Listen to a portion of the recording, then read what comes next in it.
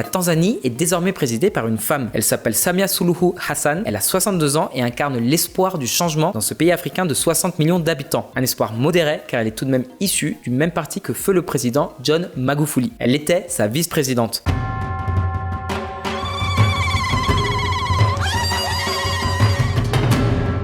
En fait, il y a fort à parier que John Magufuli, corona-sceptique, est mort après avoir contracté le virus. Je parle au conditionnel parce que les autorités tanzaniennes n'ont jamais reconnu les véritables causes de sa mort. Et en même temps, c'est compréhensible, elles avaient prétendu durant une année entière que le coronavirus avait été éradiqué par les prières des Tanzaniens.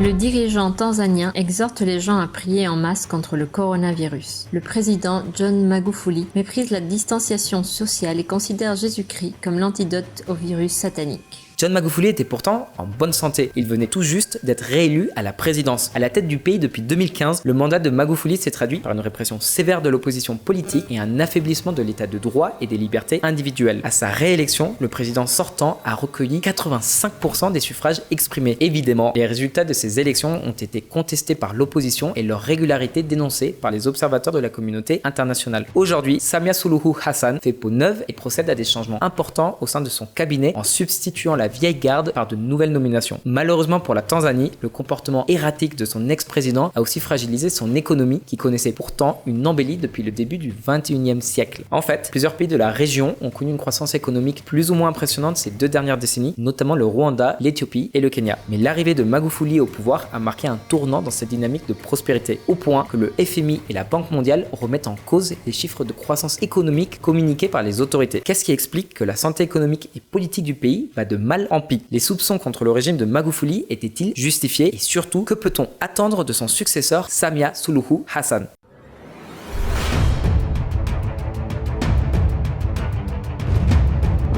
Un socialisme à l'africaine. Dar es Salaam, Tanganyika, Zanzibar, des noms si poétiques.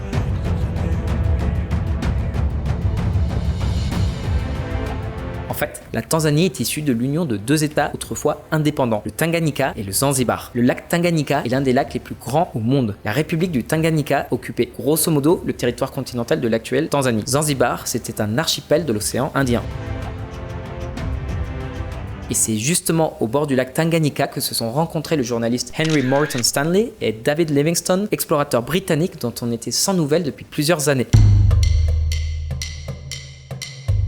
D'ailleurs, à l'époque, les Omanais dominaient toute la côte de l'océan Indien, d'Oman à Madagascar. Ils s'y sentaient tellement chez eux qu'au XVIIIe siècle, le sultan transféra sa capitale d'Oman à Zanzibar. Les années passant, la branche de la famille royale qui a hérité du sultanat de Zanzibar a fait sécession avec la péninsule arabique. À présent, on comprend mieux pourquoi l'une des principales villes du pays porte un nom si arabisant, Dar es Salaam. En tout cas, le sultanat de Zanzibar ne brilla pas par sa longévité. L'Empire britannique prit le relais au bout de seulement 3 décennies au cours du XIXe siècle. Quant au Tanganyika, il fut colonisé par l'Allemagne du célèbre chancelier Otto von Bismarck avant de passer sous mandat britannique à l'issue de la Première Guerre mondiale. Le Tanganyika demeura un protectorat britannique jusqu'en 61 lorsqu'il obtint son indépendance. Mais ces 2 territoires présentaient des situations très différentes l'un de l'autre. Le Tanganyika était devenu une république multipartite alors que Zanzibar était à nouveau dirigé par un sultan arabe. Un sultan qui fut renversé au bout d'1 mois d'exercice du pouvoir après une sanglante révolte qui causa la mort de 10 000 personnes, principalement issues des minorités arabes et indiennes. Émerge alors des cendres du sultanat la République populaire de Zanzibar. Son président, le socialiste Abeid Karume, qui prônait une politique modérée de l'apaisement à contrario des régimes socialistes d'alors. Pour ce faire, il eut l'idée d'unir le Zanzibar et le Tanganyika pour former un nouveau pays, la Tanzanie. Il dut se mettre d'accord avec celui que l'on considère comme le père de la nation tanzanienne, le professeur Julius Nyerere, architecte du socialisme africain. Ce dernier avait une conception singulière de la démocratie, mais il est reconnu comme une grande figure de l'anticolonialisme et du panafricanisme.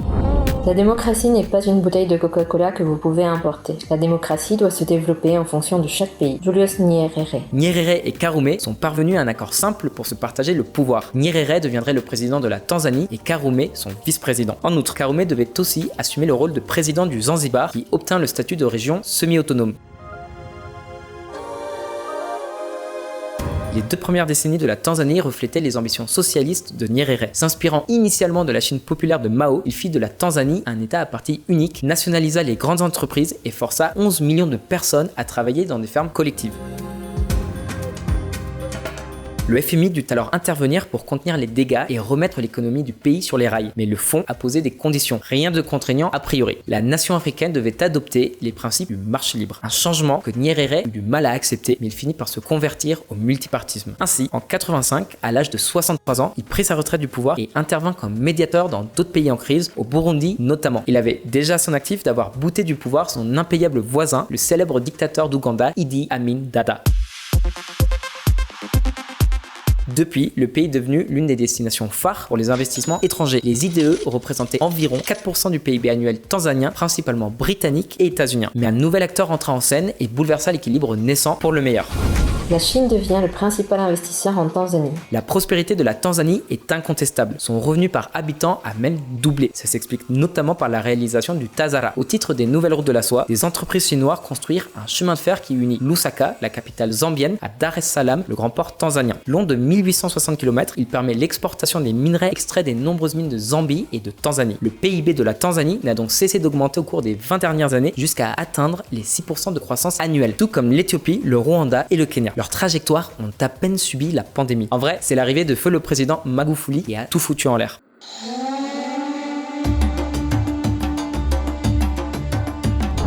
Le bulldozer tanzanien.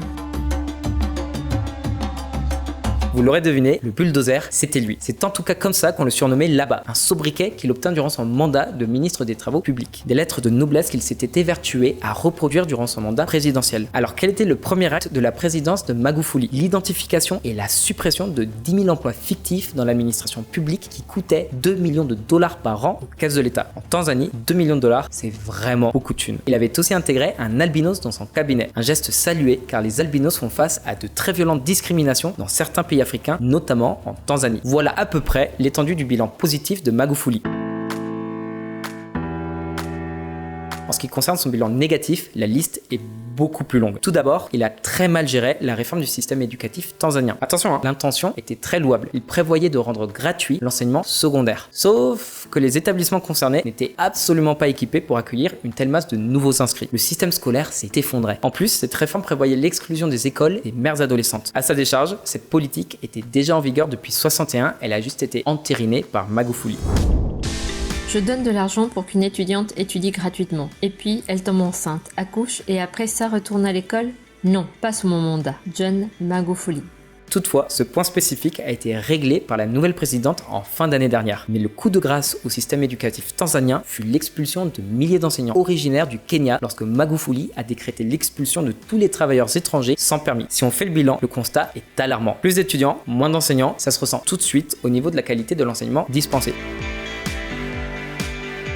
Place au volet économique. Le port de Dar es Salaam était l'une des principales portes d'entrée du marché est-africain. Les marchandises y transitaient vers et depuis les pays voisins de l'intérieur du continent comme le Malawi ou la Zambie. Magufuli a profité de cette opportunité pour rehausser les taxes portuaires. Résultat, les compagnies maritimes ont emprunté d'autres routes commerciales et préfèrent désormais les ports kényans. En ce qui concerne les garanties juridiques propres au marché libre, l'état de droit n'a pas été exemplaire. Le mandat de Magufuli s'est traduit par des abus constants des autorités publiques.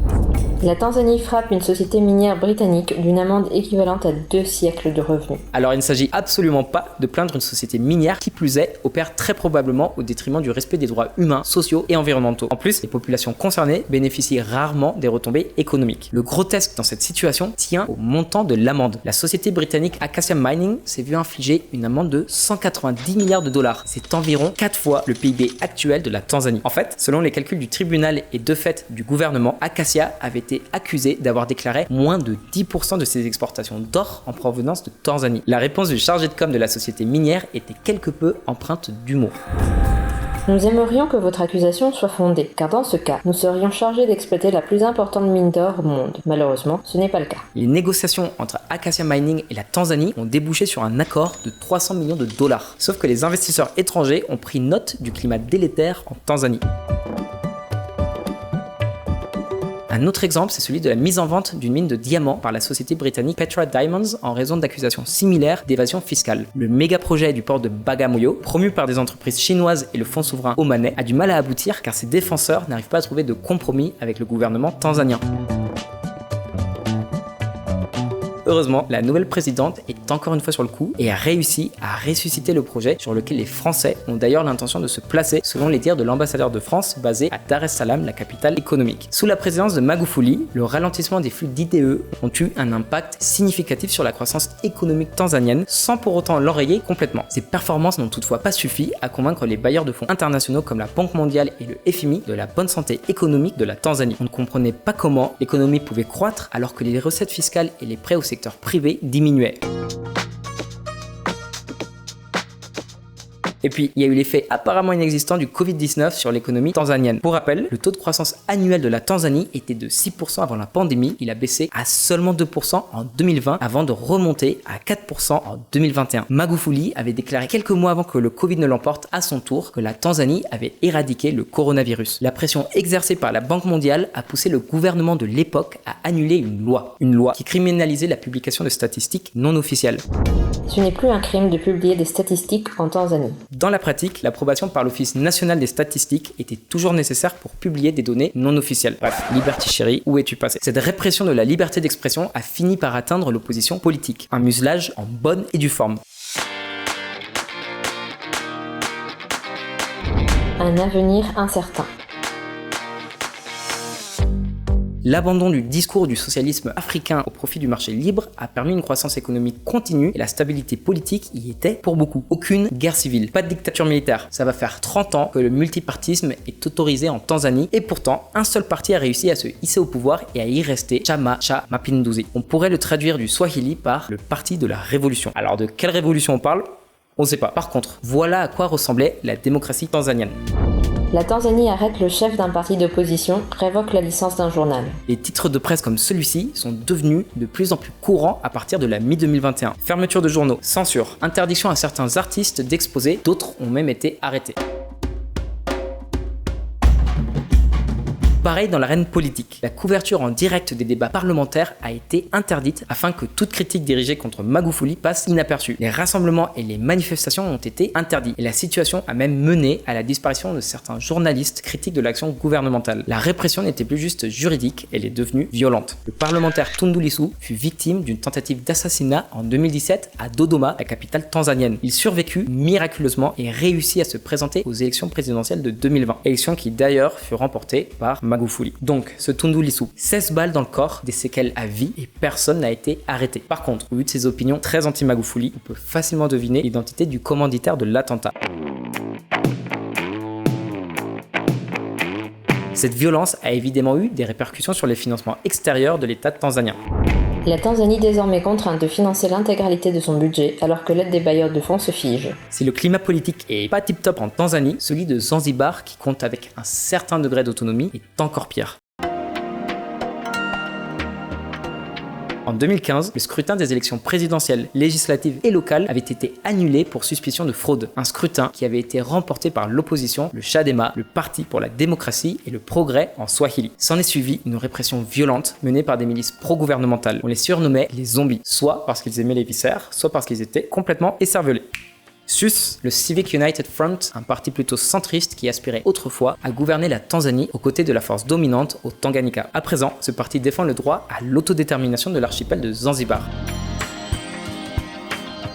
Aujourd'hui, le mécontentement de la population est palpable. Et dans cette région du monde, avec une population très jeune, un taux de chômage de plus en plus élevé et un système éducatif défaillant, la radicalisation islamiste est au tournant. La libération récente de Freeman Mbowe, le président de Chadema, le principal parti d'opposition pour lequel Tundu Lissu s'était présenté, envoie un message fort. Freeman a pu rencontrer en homme libre la présidente Samia Suluhu Hassan. À présent, la balle est dans le camp du gouvernement. Elle a toujours été d'ailleurs. Mais on a bon espoir que la nouvelle présidente incarne le changement dont le pays a tant besoin. La Tanzanie n'a plus qu'à valoriser son patrimoine naturel, le Kilimandjaro et les réserves des grandes plaines du Tanganyika pour faire décoller le tourisme et reprendre sa trajectoire de modernisation. La Tanzanie arrivera-t-elle à vaincre la prophétie autoréalisatrice? Pourra-t-elle incarner le réveil du géant africain? Ce qui m'importe, c'est votre avis sur le sujet. Partagez-le moi dans les commentaires et lâchez un like, ça nous aide beaucoup. Et d'ici la prochaine, j'ai plus qu'à vous dire Uende Salama, ça veut dire aller en paix en Swahili. Allez, à la prochaine.